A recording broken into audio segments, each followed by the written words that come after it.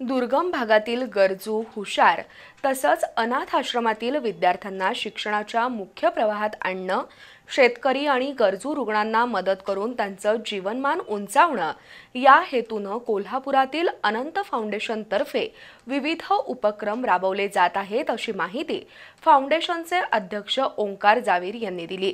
राधानगरी तालुक्यातील अणाजे इथल्या जिल्हा परिषद शाळेतील विद्यार्थ्यांना शालोपयोगी साहित्य वाटप प्रसंगी ते बोलत होते। कोल्हापुरातील अनंत फाउंडेशनच्या वतीनं राधानगरी तालुक्यातील अणाजे इथल्या जिल्हा परिषद शाळेतील विद्यार्थ्यांना शालेय उपयोगी साहित्य वाटप करण्यात आलं। यावेळी फाउंडेशनचे अध्यक्ष ओंकार जावीर यांनी या उपक्रमाबाबत माहिती दिली।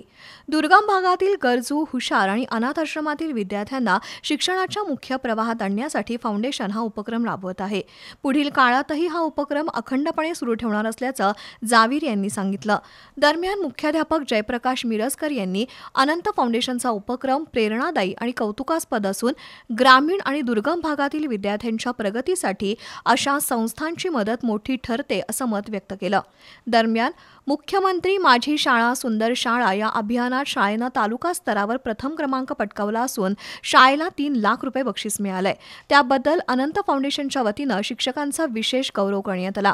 कार्यक्रमाला सिद्धार्थ कोसंबी, सुनील पाटील, सचिन कांबळे, प्रशांत जाधव, गौरव पाटील, मृदुला भोसले, सनी यादव, सारिका मिरजकर, सुजाता गुरव यांच्यासह फाउंडेशनचे सदस्य, शिक्षक, ग्रामस्थ उपस्थित होते।